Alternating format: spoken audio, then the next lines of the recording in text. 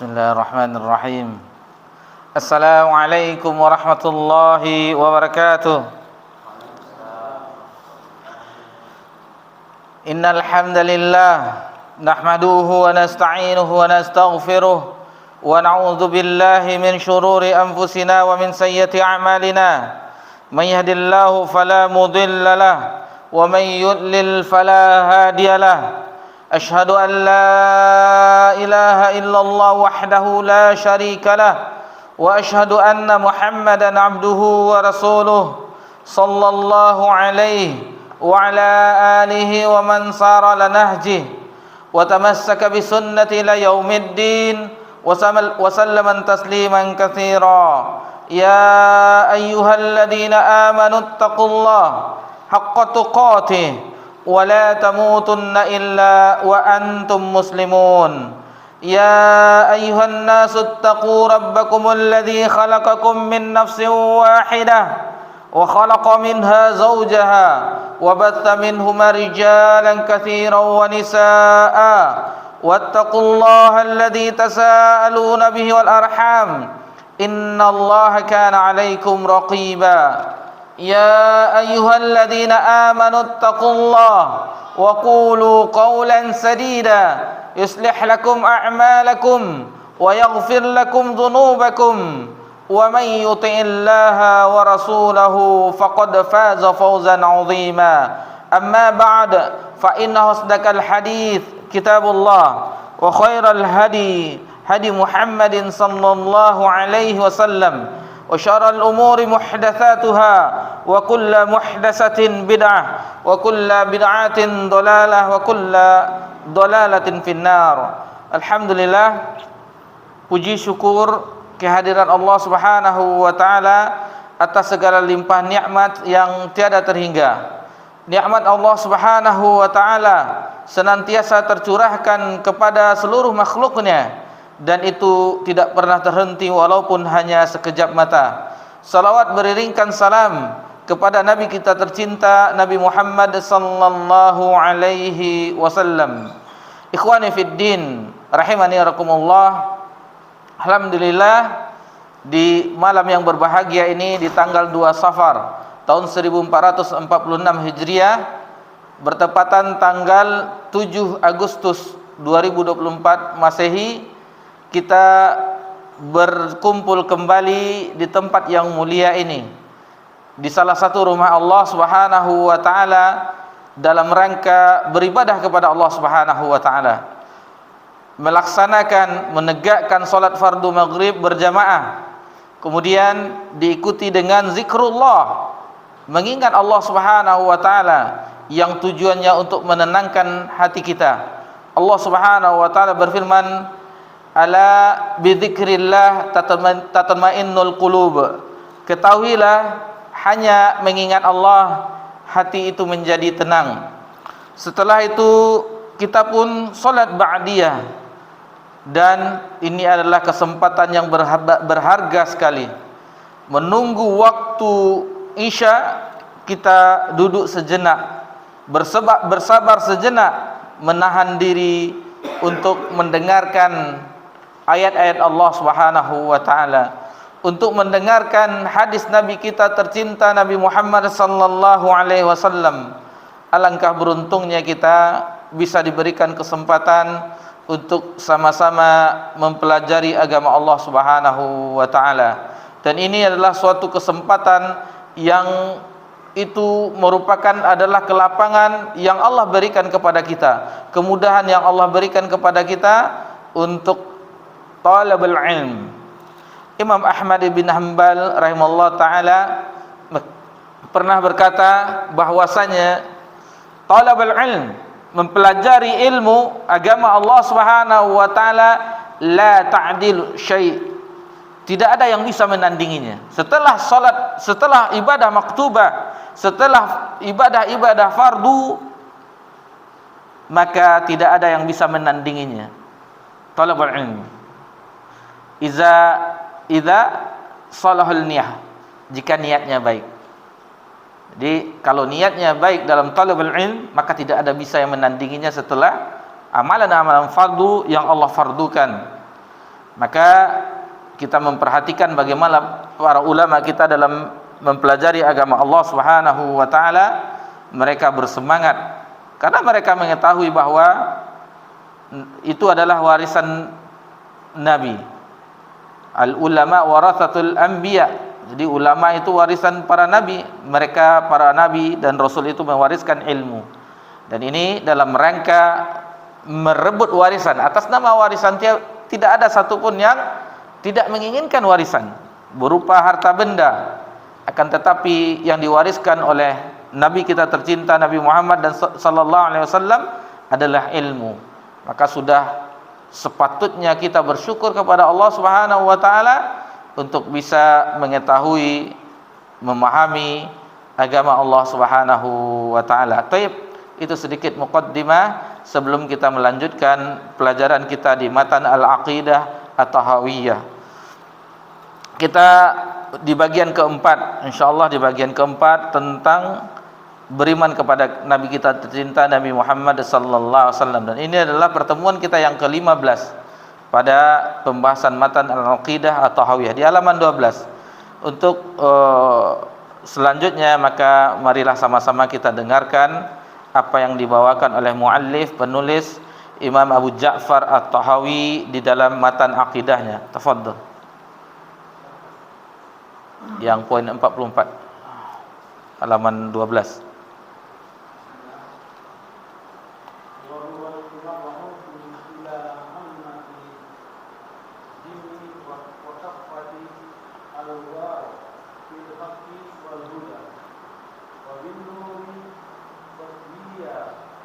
Beliau adalah utusan kepada bangsa jin dan manusia secara umum dengan membawa kebenaran dan hidayah, juga dengan membawa cahaya dan sinar terang.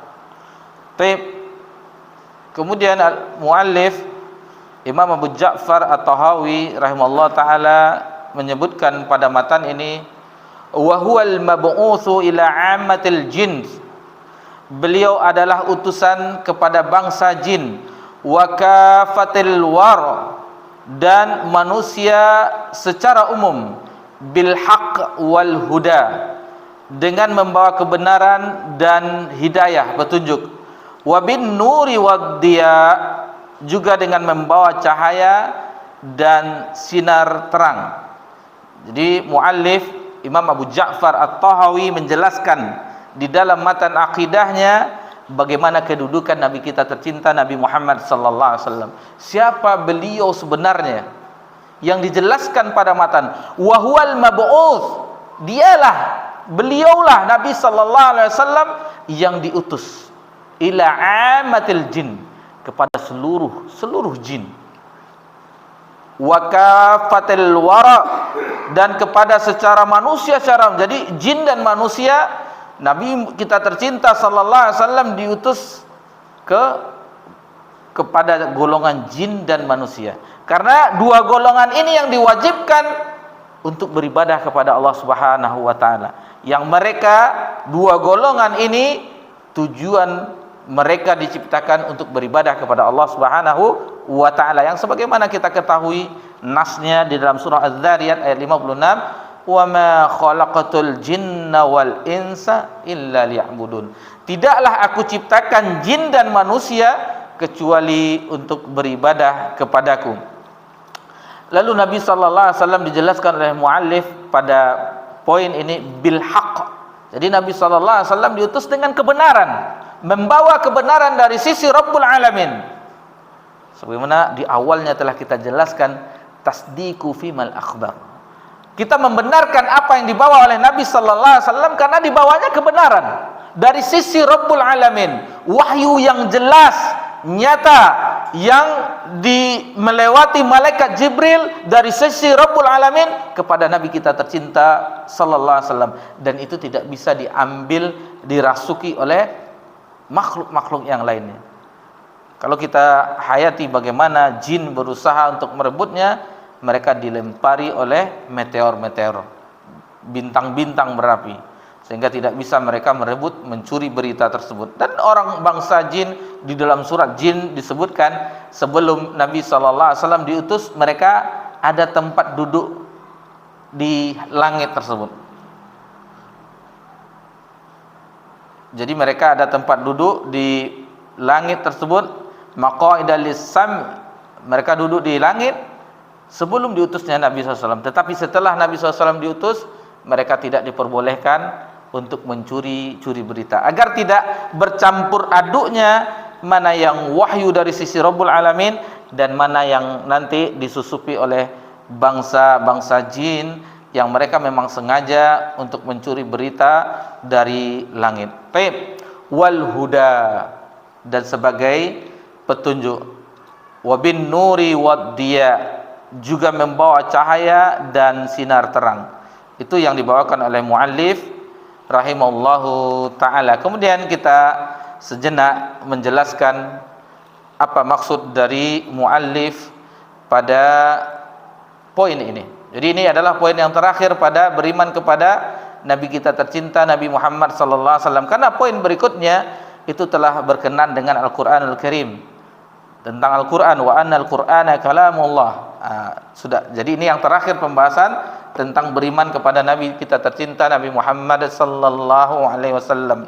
Jadi bahwasanya Nabi SAW diutus kepada seluruh bangsa jin. Faqad qala ta'ala hikayatan an qaulil jin, dan ini sebagaimana dikisahkan oleh Allah Subhanahu wa taala ungkapan jin tersebut di dalam surah Al-Ahqaf. Jadi jin berkata-kata mengenai apa yang telah dibawa oleh Nabi sallallahu alaihi wasallam di dalam surah Al-Ahqaf ayat 31. Allah Subhanahu wa taala berfirman, ya qaumana ajibu da'iyallahi wa aminu bihi yaghfir lakum min dzunubikum wa yujirkum min adzabin alim. Hai kaum kami. Jadi jin memanggil kaumnya, ya qaumana ajibu da'iyallah, perkenankanlah, terimalah seruan dari orang-orang yang menyeru kepada Allah. Perhatikan, seruan siapa? Orang yang menyeru kepada Allah. Menyeru kepada Allah, bukan menyeru kepada selain Allah Subhanahu wa taala. Wa aminu bih, dan beriman kepadanya. Yaghfir lakum min dzunubikum, dan apabila itu dilakukan niscaya Allah akan mengampuni dosa-dosamu. Wa yujirkum min adzabin alim, dan Allah akan melepaskanmu dari azab yang pedih. Itu dalam surah Al-Ahqaf ayat 31. Dijelaskan oleh Syekh As-Sa'di rahimahullah ta'ala mengenai ayat ini. Tentunya kita tidak menjelaskan seluruhnya, bahwasanya maksud dari surah Al-Ahqaf ayat 31 yang baru saja kita dengarkan bersama-sama, bahwasanya Allah Subhanahu wa taala menjelaskan mengenai golongan jin. Tatkala golongan jin mereka mendengar Al-Qur'anul Karim dan memujinya, memuji Al-Qur'anul Karim. Jadi mereka golongan jin mendengar, maka diperintah ya qaumana ajibu da'iyallah, maka diperkenankan terimalah seruan orang yang mengajak kepada Allah Subhanahu wa taala. Dan ini menjelaskan bagaimana semangatnya bangsa jin untuk mendengarkan Al-Qur'anul Karim, dan mereka diam ketika Nabi sallallahu alaihi wasallam membacakan Al-Qur'anul Karim, mengajarkan mereka Al-Qur'anul Karim, ayat-ayat Allah Subhanahu wa taala, mereka diam. Tidak ada hiruk pikuknya. Jadi bangsa jin itu bersemangat dengan apa yang telah dibacakan berupa wahyu, yaitu Al-Qur'anul Karim, sehingga mereka mengajak kaumnya untuk menerima seruan orang yang mengajak kepada Allah Subhanahu wa taala. Dan ini juga disebut kadzalika suratul jins tadullu ala annahu ursila ilaihim aidha. Dan begitu juga dalam surah jin. Dalam surah jin itu, ikhwani fiddin, itu dijelaskan bagaimana jin itu sendiri, tentang bagaimana kedudukan mereka, pekerjaan mereka, amalan mereka dengan agama Allah Subhanahu wa taala. Jadi di antara mereka ada imma wa annal minal jinnati, ada mushaf, wa imma wa annal, ada mushaf, afan,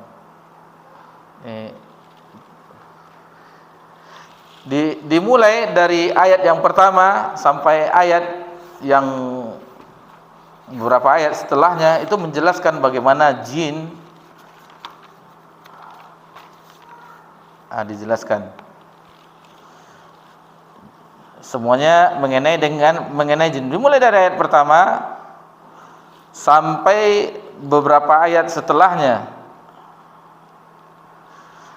Seperti di ayat 14, jadi di awalnya qul uhiya ilayya anna ustama nafaru minal jinni faqalu sami'na qur'anan ajaba yahdi ila rusdi fa amanna bih wa lan nusyrika bi rabbina ahada. Di ayat 14 wa anna minnal muslimuna wa minnal qasitun. Jadi di antara mereka ada yang beriman juga, ada jin yang beriman, ada juga seperti manusia. Faman aslama faulaika taharrau rasyada. Jadi bagi siapa yang Islam, maka mereka telah mendapatkan petunjuk. Adapun wa amal qasituna fakanu li jahannama hatoba. Jadi sama juga dengan manusia, ada yang beriman dan ada juga yang kafir. Begitu juga bangsa jin, ada yang beriman dan ada yang kafir juga, yang tidak beriman terhadap apa yang telah diturunkan terhadap Nabi Muhammad sallallahu alaihi wasallam. Ikhwani fid din rahimakumullah. Kemudian Muqattil berkata, lam yab'atsillahu rasulan ilal insi wal jins qablah. Jadi tidak ada sebelumnya rasul yang diutus kepada manusia dan jin sebelumnya. Jadi ini yang diutus, rasul yang diutus baik itu golongan jin dan manusia hanya Nabi Muhammad sallallahu alaihi wasallam. Dan sebelumnya belum ada. Dan sebelumnya belum ada. Wa hadza qaulun ba'id faqad qala ta'ala ya ma'syaral jinni wal insi alam ya'tikum rusulun minkum. Nah, di sini dijelaskan di dalam surah Al-An'am, ayat 130. Taib. Dalam surah ya ma'syaral jinni wal ins, wahai golongan jin dan manusia, alam ya'tikum rusulun minkum yaqussuna 'alaikum ayati wa yunzirunakum liqa'a yaumikum hadza. Jadi tidakkah datang bagimu utusan dari jenismu yaqussuna 'alaikum, yang mengisahkan atasmu ayati wa yunzirunakum liqa'a yaumikum hadza. Jadi yang menjelaskan akan adanya perjumpaan hari ini. Qalu syahidana ala anfusina. Mereka berkata, kami menyaksikan terhadap, menjadi saksi atas diri kami sendiri. Wa gharrathumul hayatud dunya wa syahidu ala anfusihim annahum kanu kafirun. Lalu mereka menjadi saksi atas diri mereka bahwa mereka adalah orang-orang yang kufur. Jadi sebagian mereka seperti itulah keadaannya. Sebagian ada yang beriman dan sebagian ada yang kafir. Taib. Kemudian dijelaskan oleh Ibnu Abbas bahwasanya ar-rasulu min bani Adam. Jadi rasul itu dari anak cucu Adam, bukan dari jin. Rasul yang diutus itu dari Bani Adam. Wa minan jinnin nudzur. Jadi jin itu dari sebagian itu memberi peringatan, mendapatkan peringatan. Dan ini sebagaimana firman Allah Subhanahu wa taala dalam surah Al-Ahqaf tadi ayat 31, sekarang ayat 30 Allah Subhanahu wa taala menjelaskan tentang jin. Qalu ya qaumana inna sami'na kitaban unzila min ba'di Musa musaddiqan lima baina yadayhi yahdi ilal haqqi wa ila tariqim mustaqim. Jadi mereka berkata, wahai kaum kami, maksudnya orang-orang kaum jin berseru kepada mereka bahwasanya inna sami'na kitaba, sesungguhnya kami telah mendengar kitaban, maksudnya Al-Qur'anul Karim. Orang-orang bangsa jin sebagian mereka telah mendengarkan ayat Al-Quran yang telah mereka pelajari dari Nabi SAW, atau mereka mendengar bacaan Nabi SAW ketika sholat, seperti sholat malam. Mereka sejuk pendengaran hati mereka mendengar ayat tersebut. Kemudian unzila min ba'di Musa, yang diturunkan setelah diutusnya Musa, musaddiqan lima baina yadayhi yahdi ilal haqqi wa ila thariqim mustaqim. Jadi itu yang membenarkan kitab-kitab yang sebelumnya dari Al-Qur'anul Karim, itu membenarkan kitab-kitab sebelumnya, ilal haqq, yang akan menunjukkan kepada kebenaran, wa ila thariqim mustaqim, dan akan menunjukkan kepada thariq, jalan yang lurus. Itulah Al-Qur'an. Itu makanya di tafsir Ibnu Katsir, ihdinas siratal mustaqim, tunjukilah kami jalan yang lurus, itu salah satu penafsiran yang dibawakan oleh Al-Hafiz Ibnu Katsir adalah itu adalah Al-Qur'anul Karim. Itu adalah Al-Qur'an. Ada yang mengatakan itu adalah jalannya Nabi Muhammad SAW. Ada sebagian mufassir mengatakan bahwasanya itu adalah jalan dari para sahabat Nabi radhiyallahu anhum ajma'in. Baik. Kemudian dijelaskan berikutnya bahwasanya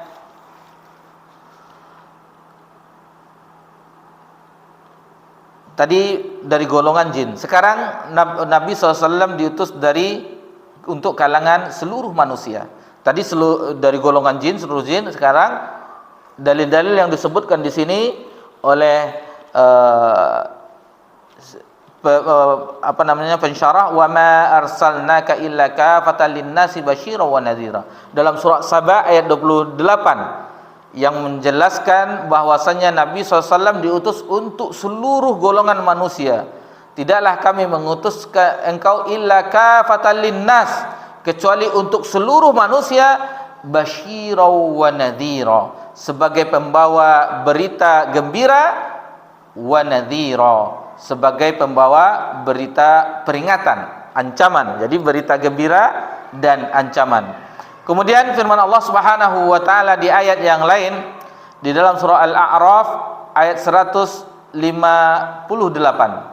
itu mengenai ayat yang menjelaskan bahwasanya Nabi sallallahu alaihi wasallam itu diutus kepada seluruh golongan manusia. Qul ya ayyuhan nas, katakanlah wahai manusia, inni rasulullah ilaikum jami'a, sesungguhnya aku ini adalah utusan Allah terhadapmu semua. Itu sudah jelas nasnya. Jadi yang awal tadi kita jelaskan dalam surah Al-Ahqaf, dalam surah Al-An'am ayat 130 tadi yang telah kita sebutkan, itu dalil yang menyebutkan tentang bahwa Nabi SAW diutus kepada golongan jin. Beberapa ayat yang baru saja kita bacakan, yakni dalam surah Saba ayat 28, dalil yang menjelaskan bahwa Nabi sallallahu alaihi wasallam diutus untuk kalangan seluruh manusia. Jadi bukan untuk Arab, bukan untuk bangsa Arab saja, tetapi kepada seluruh manusia, jin dan manusia. Kadang kita perhatikan bagi yang bermedia sosial, kita tampak bahwasanya ajaran Islam ini tidak cocok di negeri tropis, cocoknya di negeri padang pasir. Ini sudah kufur dengan ayat Allah Subhanahu wa taala. Mengapa dikatakan daerah tropis saja, Indonesia saja? Kenapa dikatakan cocoknya untuk padang pasir? Lalu terkadang mereka membantah, lihatlah, bukankah untuk orang padang pasir saja, maksudnya orang Arab, yang Al-Quran mengatakan surga yang di bawahnya mengalir tajri min tahtihal anhar, sungai-sungai mengalir di bawahnya. Kami biasa di Indonesia kan, lihatlah lembahannya itu biasa sungai-sungai mengalir. Nah, jadi cocoknya untuk orang Arab yang tandus, yang ini, ayat ini. Ini tidak demikian penafsirannya. Ini memakai logika. Apa yang Allah gambarkan tentang keindahan surga itu tidak sesuai dengan apa yang kita perkirakan.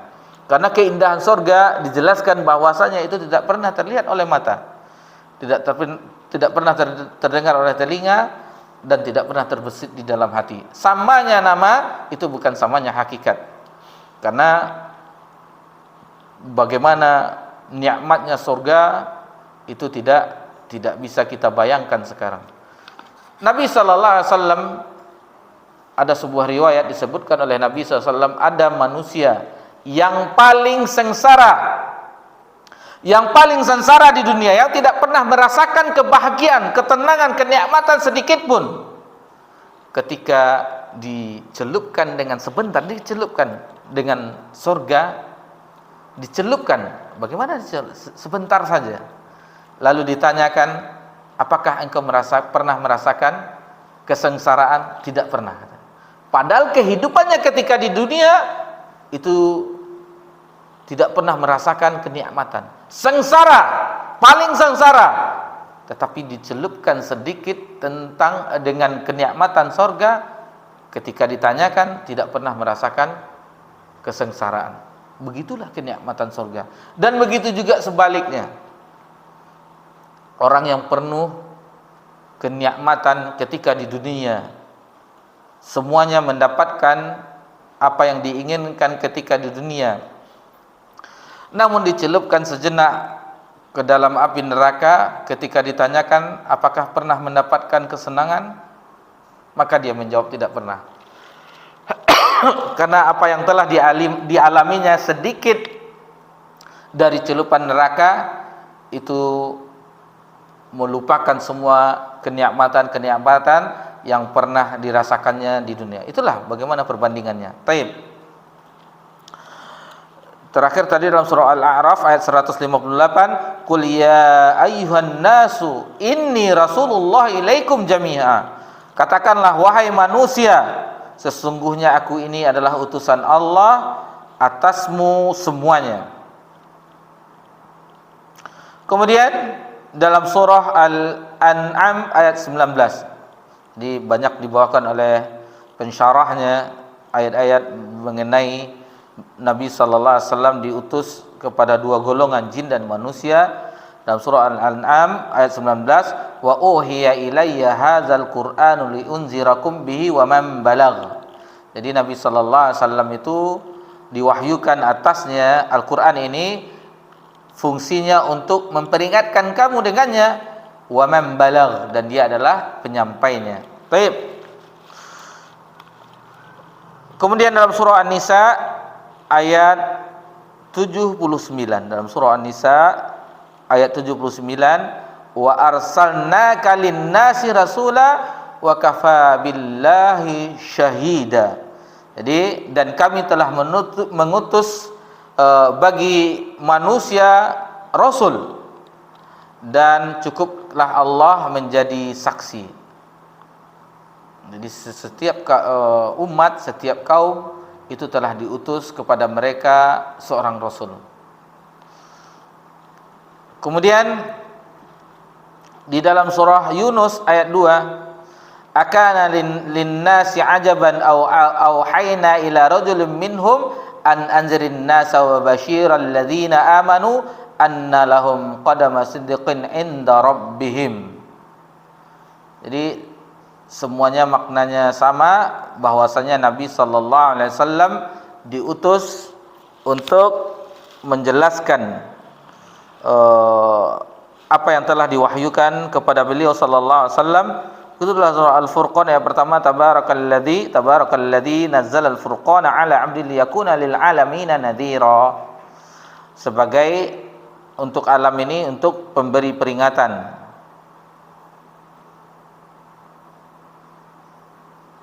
Kemudian dalam surah Ali Imran, jadi banyak dalam surah Ali Imran. Di sini dibawakan semuanya dalil-dalilnya. Beberapa dalil dalam surah Ali Imran ayat 20, wa qul lil ladzina utul kitaba wal ummiyina aslamtum fa in aslamu faqad ihtadaw. Jadi barang siapa yang beriman, menerima, faqad ihtadaw, sungguh mereka telah mendapatkan petunjuk. Wa inna tawallaw fa inna ma'alaikal balagh. Jadi barang siapa yang berpaling, sesungguhnya dia itu hanya menyampaikan. Ada sedikit fikih dakwah yang kita ambil dari sini. Kita keluar dari syarah ini. Perhatikan di sini, fa inna ma'alaikal balagh. Jadi Nabi sallallahu alaihi wasallam itu adalah untuk menyampaikan. Bagi kita yang ingin menyampaikan agama Allah Subhanahu wa taala, kebenaran yang telah kita ketahui, dan itu adalah berkat taufik dari Allah Subhanahu wa taala, hidayah dari Allah Subhanahu wa taala, maka perhatikan ketika kita mengajak orang-orang yang kita cintai, keluarga kita, jangan kita beranggapan orang itu ikut. Harus ikut, wajib ikut. Akan tetapi yang harus kita yakini adalah hanya balagh. Kita hanya menyampaikan. Ketika kita sampaikan ini kebenaran, lalu kita sampaikan ini larangan yang harus dijauhi, maka sudah selesai. Tidak kewajiban bagi kita agar orang itu mau ikut atau mau suatu maksiat misalnya meninggalkannya. Yang penting kita ingatkan. Yang penting kita beritahu. Apabila itu sudah hadir di dalam diri kita, maka tidak berat kita dalam berdakwah. Kesalahan yang kita lakukan adalah ketika kita mengajak saudara-saudari kita yang kita cintai, itu mereka harus ikut. Itu yang musibah. Sehingga ketika tidak mau sekali dua kali, akhirnya kita pun bosan. Lah berapa kali ndak jo ngerti. Lah sajaleh itu dijelaskan ndak juga mau. Lah jaleh haram ndak juga berhenti. Kan kita ingin orang itu berubah, tetapi tidak. Kita hanya menyampaikan setelah kita ketahui kebenaran, kita sampaikan. Apabila itu maksiat dosa yang melanggar syariat Allah, telah kita sampaikan juga, selesai. Tidakkah kita melihat Nabi sallallahu alaihi wasallam di dalam dakwahnya, di antara pamannya tidak beriman dengannya, Abu Lahab. Bahkan turun firman Allah Subhanahu wa taala, tabbat yada Abi Lahab wa tabb. Tidak kuasa Nabi SAW. Dan betapa sedihnya ketika pamannya yang senantiasa membela dakwahnya, yang menolong Nabi sallallahu alaihi wasallam, melindunginya, Abu Thalib. Abu Thalib di akhir hayatnya tidak mau bersyahadat. Bahkan ketika itu Nabi SAW mendatangi. Dan ketika Nabi mendatangi pamannya yang mau sakaratul maut, telah berdirilah dedengkot Quraisy, Abu Jahal dan yang lainnya. Lalu Nabi berupaya mendakwahkan, ya am, wahai pamanku, kul la ilaha illallah, katakanlah la ilaha illallah, yang mana kalimat itu akan Nabi sendiri menjadi saksi nanti di akhirat di hadapan Allah Subhanahu wa taala. Orang-orang dedengkot Quraisy yang hadir, yang lebih dulu dari Nabi SAW mengatakan, apakah engkau benci terhadap agama Abdul Muthalib? Lalu akhirnya yang dedengkot Quraisy yang diikuti oleh pamannya, sehingga pamannya Abu Thalib yang telah berjasa terhadap Nabi sallallahu alaihi wasallam, melindungi Nabi sallallahu alaihi wasallam dari gangguan kafir Quraisy, wafat dalam keadaan tidak beragama Islam. Beliau wafat dengan agama nenek moyang. Maka sedihlah Nabi sallallahu alaihi wasallam, maka turunlah firman Allah Subhanahu wa taala, innaka la tahdi man ahbabta. Sesungguhnya engkau tidak bisa memberi petunjuk kepada orang yang engkau cintai. Jadi ini sedikit pengetahuan bagi kita. Teruslah kita mengajak kepada kebaikan, teruslah kita melarang kepada kemungkaran, menjauhi kemungkaran. Tapi jangan kita harus ada hasilnya orang mengikutinya. Kita hanya menyampaikan sebagaimana Nabi kita tercinta menyampaikan risalah dari Rabbul Alamin. Taib. Di dalam hadis disebutkan, jadi di dalam hadis bagaimana posisi Nabi kita tercinta sallallahu alaihi wasallam, wa qala sallallahu alaihi wasallam, dan Nabi sallallahu alaihi wasallam bersabda. Jadi hadis ini akhrajahu Bukhari wa Muslim wa Nasa'i wa Darimi min hadis Jabir, dari hadis Jabir radhiyallahu anhu, wa fil bab an Abi Hurairah inda Muslim. Jadi sebagian riwayat dari Abu Hurairah. Bunyinya, u'titu khamsan lam yu'tahunna ahadum minal anbiya qabli. Jadi Nabi SAW itu diberikan lima kekhususan yang tidak pernah diberikan kepada nabi sebelumnya. Nusirtu birru'bi masirata syahr.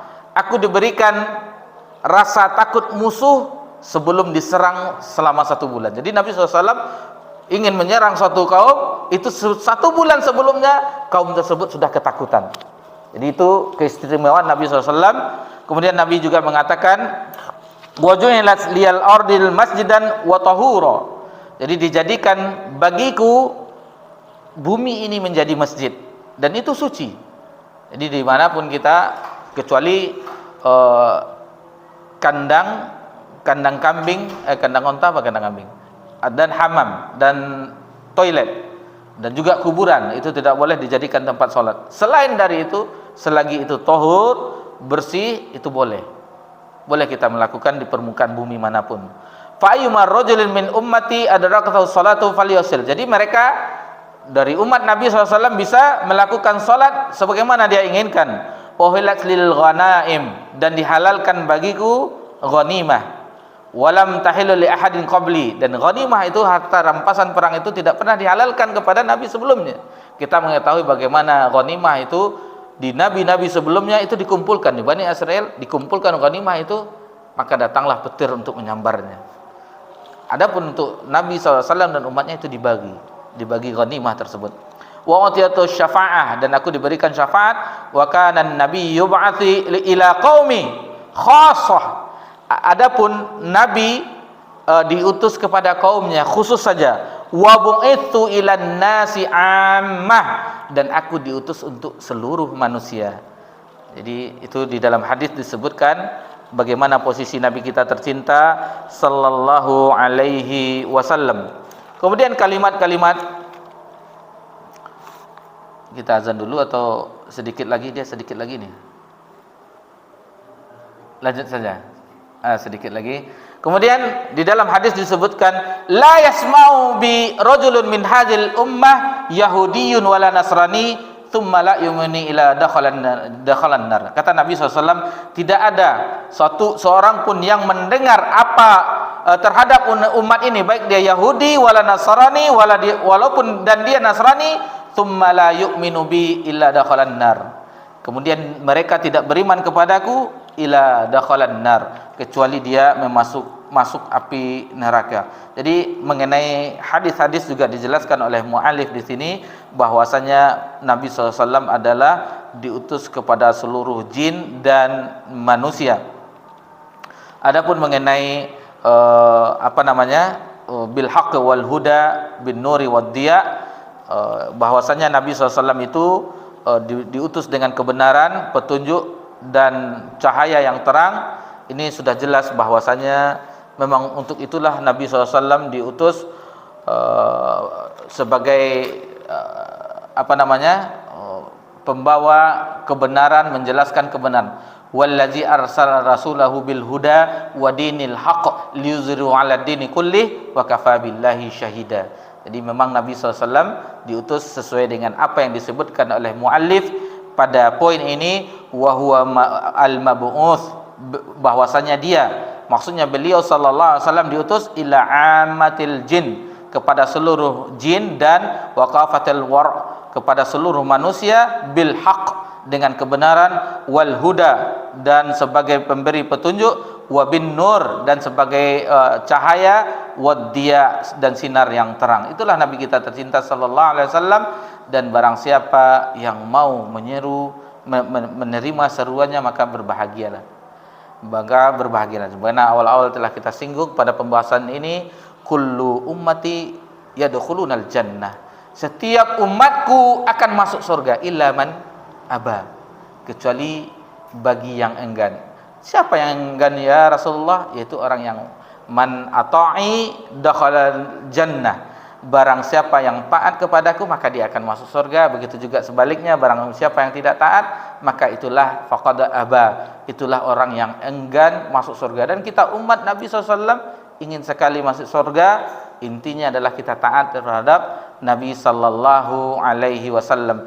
Demikianlah yang bisa kita pelajari di malam yang berbahagia ini dalam matan Aqidah Tahawiyah. Dan alhamdulillah di malam ini kita telah selesai pembahasan tentang beriman kepada Nabi kita tercinta Nabi Muhammad sallallahu alaihi wasallam. Insyaallah di pertemuan yang akan datang kita masuk tentang beriman kepada Al-Qur'anul Karim sebagai firman Allah Subhanahu wa taala. Taib, mohon maaf apabila terdapat kesalahan di dalam penyampaian, maka kita akhiri dengan doa kafaratul majlis. Subhanakallahumma wa bihamdika asyhadu an la ilaha illa anta astaghfiruka wa atubu ilaik. Wassalamu ala nabi Muhammad sallallahu alaihi wasallam wa ala alihi washabbihi ajmain walhamdulillahirabbil alamin. Wassalamu alaikum warahmatullahi wabarakatuh.